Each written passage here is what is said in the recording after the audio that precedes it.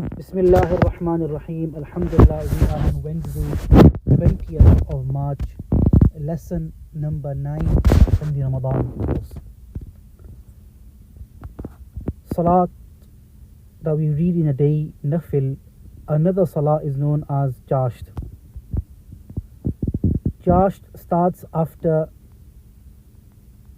the rising of the sun and remains till Zawal.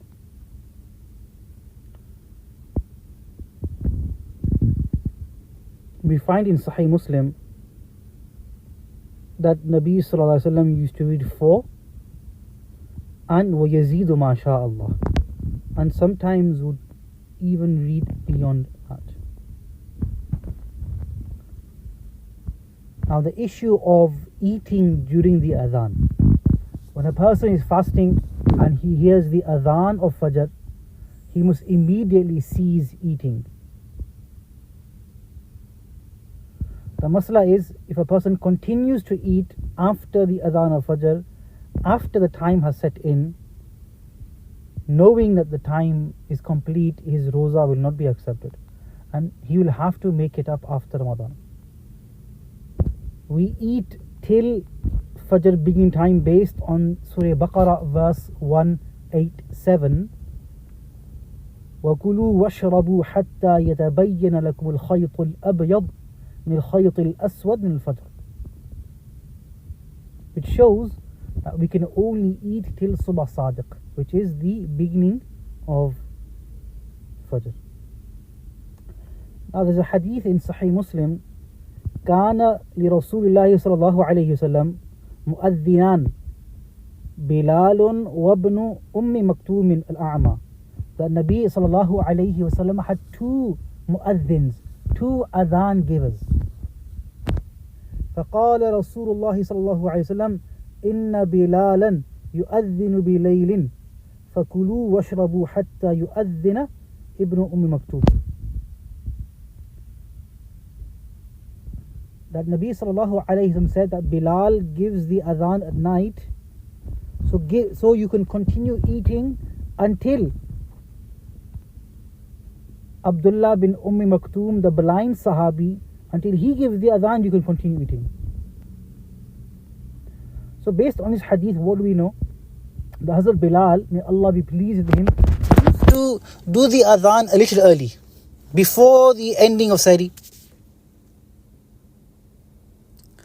But Nabi sallallahu alaihi wasallam said, continue eating till Abdullah bin Maktoum does the adhan, because he would do the adhan exactly when Fajr would begin, i.e. when Sahri would end. Now there is a misconception that based on this hadith, for example, and other riwayat,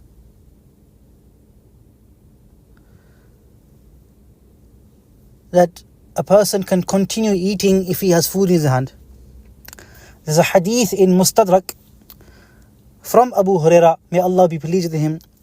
قال رسول الله صلى الله عليه وسلم إذا سمع أحدكم النداء والإناء على يده فلا يضعه حتى يقضي حاجته منه.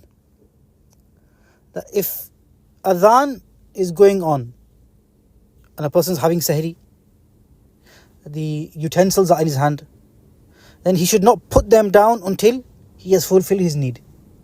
So some say, look, if the adhan of fajr is happening, you can continue eating.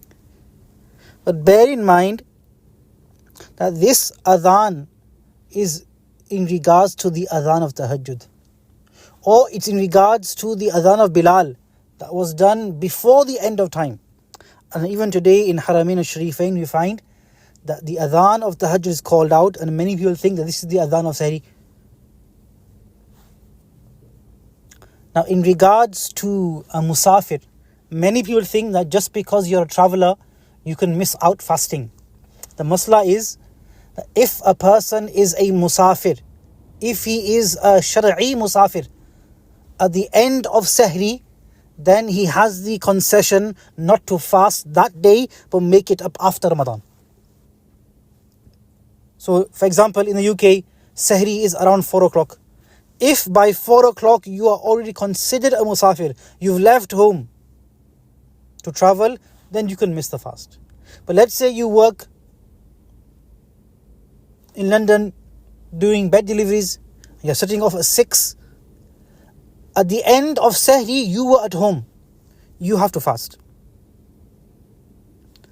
However, even though there is a concession, but the barakat of Ramadan, a person should still try and fast. And if a person is severely ill whilst fasting, so he kept the fast, he's at home, but he becomes severely ill, then if possible, keep the fast. But here again, there is a concession for you to break your fast and keep after Ramadan.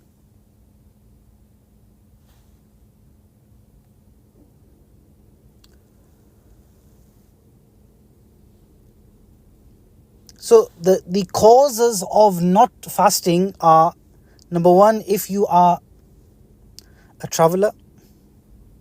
Number two, a woman who is expecting and by her fasting is going to harm her or the child. Number three, a woman who is giving milk to a newborn, to a child, and fasting would affect that. Number four, an illness. And bear in mind, it's not any illness. People ask questions, I woke up with a sore throat, can I avoid fasting?